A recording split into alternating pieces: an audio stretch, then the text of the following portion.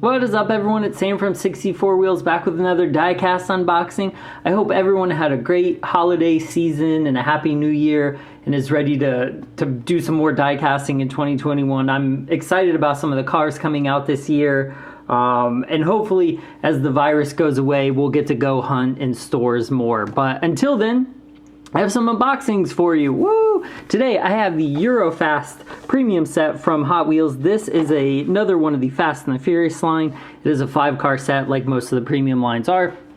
It has the Aston Martin DB5 from, I think this was Fast 6 in the auction, where they pick up all the, like the Daytona and the Escort and all those. I think this was a background car there. So it's not really I mean, I wouldn't call this a Fast and the Furious car, but it does show up in one of the movies, so they include it. The next one, number 2, is the McLaren 720S. This is a nice car, really nice casting. This was from the Hobbs and Shaw movie, which is like a, the offshoot of Fast and the Furious. This is one of the main cars. I think Shaw was driving this in the main car chase in the movie. Awesome looking casting, and it has the new wheels on it. Pumped to open this. The third one is the Lamborghini Aventador Coupe. This was also in, I believe, Fast 7. This was one that Deckard Shaw drove. I remember there was like a scene where he drove it past some cameras, and that's who they found was driving the car, I believe. This has the new 5-spoke wheels on it, so nice casting. We'll take a look at it. Excited to bust that one open. And then the two I think people were most looking forward to in this whole set, the two BMWs, which they both are really nice castings. The BMW M3 E36 from Too Fast, Too Furious, that famous chase scene at the beginning of the movie where they're all running to get the cigar out of the Ferrari. So this is a really nice casting. It's got those chrome aero disc wheels on it. Looks really good. So another one. And then the final one is the BMW M3 E46. This is a pretty good looking casting. This is the first time this casting has ever been done by Hot Wheels. This is the first time. It was supposed to get an RLC release this like 2020. And it has since been moved to 2021, so we will get another chance at this casting a little later this month or next month. But this is a really nice looking M3. This car was also one of the background cars in Fast 6. Fast 7, I think it's Fast 7. This one is a Fast 7, where they were in the, doing the race wars racing. This was one of the background cars. And I'll try to overlay each car in where they were in the movie, once we get to them, so you can see what where they were. But the art on this one, I'm going to look at each card, but the art on this one is actually really funny looking. It looks like a really bad PlayStation 2 game. I don't know why the art is so funny on this one, but the graphics are touching there. It looks like it's not rendered correctly, it couldn't get the spacing right, but it just looks off compared to some of Hot Wheels' other art. So I just thought that was interesting. There's the back of the card for the M3, the 46 M3. You can see the rest there. This card art looks pretty good, but it does look a little graphic-y. I don't know how to explain it. It just doesn't look as smooth as some of Hot Wheels' other card art. So when we look at that one, same thing. It looks like these are almost like pixelated cartoon, video game graphics. Or this one looks like a watercolor painting, honestly. I'm not really sure. Let's look at that one. That one looks more realistic, but you can still tell it's pretty, it's, I don't want to say graphic size. I don't know what you call it, but it looks a little odd. So let's go ahead and bust them open. Take a look. We'll put each of them on the turntable. So the first one, the DB5. Whoop. And this is a nice casting, even though it's, I wouldn't consider this again, Hot Wheels, people give Hot Wheels a lot of crap for using the Fast and the Furious line too much, just to milk it basically. But this is a nice casting. It did show up in the movie. No, this isn't like a Eclipse or a Charge or anything like that, but it's a nice casting, and another version of it isn't bad to add to your Hot Wheels collection. So even though it's a background car, it's not terrible. It looks good. It's got the mesh wheels on it. It's got tampos all around, no license plate, which is kind of nice because the other ones usually have James Bond license plates on them. Tampos all around, really nice car. Just a really nice version of the DB5, very clean, and it looks good. So, not terrible. Boop. Okay, next one, the McLaren 720S.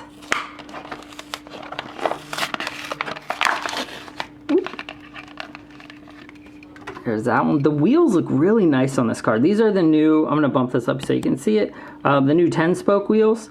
They look really good on this car. This is a nice casting in general. I really appreciate the lines of this casting.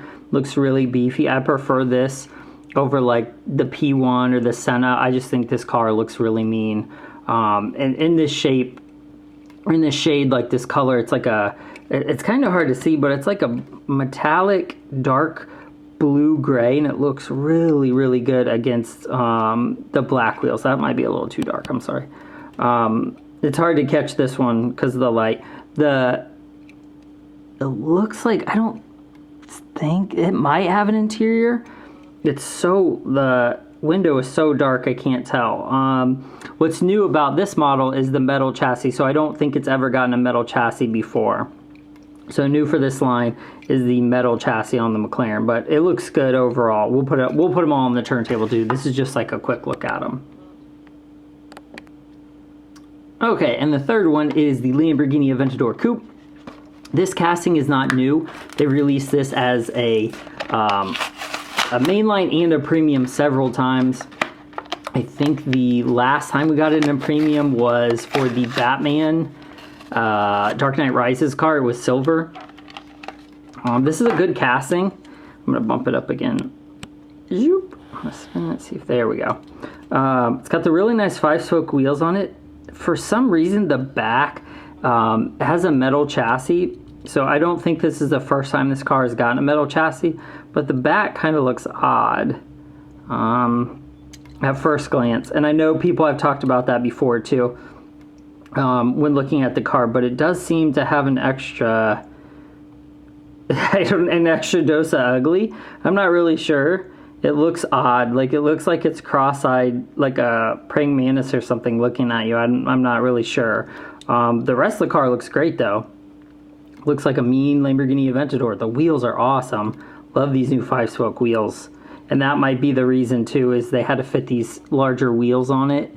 I don't know. It just looks funny to me. I don't know if it actually is funny, but it looks a little funny. I still like it. So, ooh, the E36. I'm excited to open this one up. All right, let's do it. Let me know in the comments which car is your favorite out of these. Because I think the two BMWs are probably going to be the top two for most people.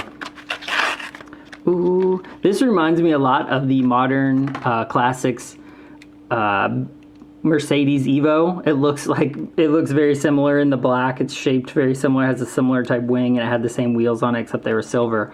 But this is a really good looking casting. It's not a new casting. They've released this before, but it's the first time in a premium. So it's the first time it's gotten a metal chassis. And it is like the M36 race. Oh, there it goes. Nice tampos. It's got the little like lower spoiler. It doesn't look too bad. It's a little high. The wheels look great on it. The whole car looks awesome, actually. It's a little bit different from the movie car. It's not exact. Like, they are using an existing casting to emulate a different car. I like the roll bar in it. But it looks awesome. They did a really nice job turning this into a premium. I really like that. Okay, cool. And lastly, we have the BMW M3 E46. So this is a totally new casting, the first new casting of the line. Like I said before, this was supposed to come out in a RLC version, and it has not, and it will be coming out a little later. So a lot of people were looking forward to this one. The RLC version, I believe, has an opening hood as well, but man, this looks good. Look at that. So the wheels, I hope the camera is picking up the correct color. It might not with like the white balance and other things, but they are They're like a teal greenish color. They look more green in real life than they do on the camera. They look a little bluish, but they're green in real life. Really nice front splitter. It's got nice graphics on it. Man, it looks awesome. Like that, very nice casting. And I like this because to me, this is how like a properly lowered car should sit. Like it's sitting almost perfect. Like its stance is perfect to where this one is a little bit higher. As you can tell, there's quite a bit of clearance, ground clearance between the bottom of the car and the bottom of the tire. Same here, like in real life, Lamborghinis are much lower than this. Same for all these. The only one that probably sits up a little higher in real life is the DB5. But all right, let's check them out. Let's put them on the old turntable here and see what they look like a little closer up. Boop. All right, so we'll start with the DB5. We'll make some of these quicker because they've come out before. Oh, my bad. So there's that one, the DB5. This has come out several times as a James Bond premium. It's a good looking casting. It's got tampos all around. Like I said, it's got the mesh wheels, which are different than the ones that have been released previously. I believe the James Bond one I have from the Retro Entertainment line has like the I'll have to put the name of them on the video, but it has the metal style mesh wheels that are like, it looks like a two-piece wheel. But this is a really nice casting overall. Hot Wheels did a really good job on it. It's very comparable to a lot of the other DB5 castings out there, and I just think overall, not Fast and the Furious aside, this is a good casting. Was it a good addition to this set? No, because half the people didn't even see it in the movie. So I think they could have done a lot better job in putting a different car in the line, one that maybe viewers connected with a little better, but I won't complain about getting the DB5 casting because I do think it is a nice casting. So the second one, the McLaren 720, boom, really nice casting. So I'm gonna bump this up a touch so you can see the wheels. Really good color. This car was released in one of the, I believe it was the Walmart lines a few years ago, or last year before, something like that. It was a darker gray color, where this is a darker blue color. It's like a navy, almost like a metallic navy, and it looks good. The car looks good. I can't tell, for some reason, like when I look at it, I don't think it has an interior. That doesn't really bother me because the windows are so black, but it is a little surprising, as most Hot Wheel cars do have interiors. Now this could have an interior in it, but you seriously can't see because the windows are black. So that would be the only downfall to this model. The metal chassis looks great on it. The detailing on the rear end looks great. All the lights and stuff have really sharp tampos on them. Same for the front. The headlights look nice. It's got the nice little McLaren logo on the nose. The black chassis, you know, adds the little black arrow parts in the front and back. It's just a good looking car. Again, this is another one of those castings we've gotten multiple of from the Fast and the Furious line, but they still keep improving it and making it better.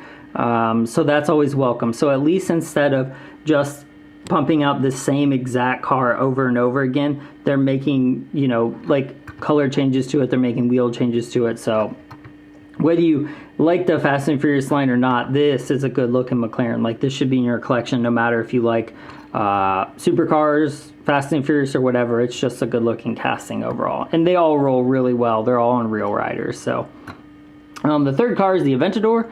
Boom. Again, this one, it feels like the back wheels don't fit as well. As you can see, like look at the wheel gap. They just don't fit this casting very well. This is the one that I would leave hanging if I wasn't a Fast and Furious collector, because the rear wheel gap and the like how the casting looks with the metal chassis and those wheels. I'm not a huge fan of this. I like the casting in general. I like the wheels, but for some reason they're not working well together. It's like that just like, and these are pushed in, like you can't really like pull them out any farther, so they just don't have a very good wheel gap. They need some like spacers to be pulled out for the rest of the body. So that might be a learning mode for Hot Wheels. This might be the last version of this we see before it gets fixed, but in general, it's a good casting. This one I would pass on, honestly, because it's really not that good. But I'm a Fast and Furious collector, so I had to buy it to you know, collect them all. So here is the E. Is this a 36? I just want to make sure. I think it's a 36. I want to make sure before I ruin it. Yes, 36. Okay. So here's the E36. This car played a pretty pivotal role in the the first chase scene in Too Fast, Too Furious, where Brian, I totally can't remember Tyrese's name in the movie. Oh, I'm blanking. I'll put it on the video. But where they're chasing to get the driving job, basically, down the freeway, and this BMW is one of the cars that are being, like, chased down the freeway, or, you know, racing down the freeway. In the movie, I don't believe it's an M3. I think it's just a standard 3 Series with a wide body kit on it in various parts. I don't remember actually seeing M badges on the car anywhere, and when I looked it up online, Internet Movie Car Database listed it as a 323i. So I think this is just another case of Hot Wheels using an existing casting that's so close to the real version in the movie, they just went ahead and went with it. And honestly, it's okay. This one works. I can't really tell the difference between this one and the one in the movie, besides the one in the movie had more stickers on it. Like, it had some decals and it had some other things on it that are a little bit different from this model. But this car looks so good. The taillights look good. It has the M badge on the trunk. It's got a nice BMW logo on the trunk.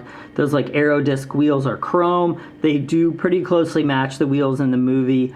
Just the black paint job is awesome.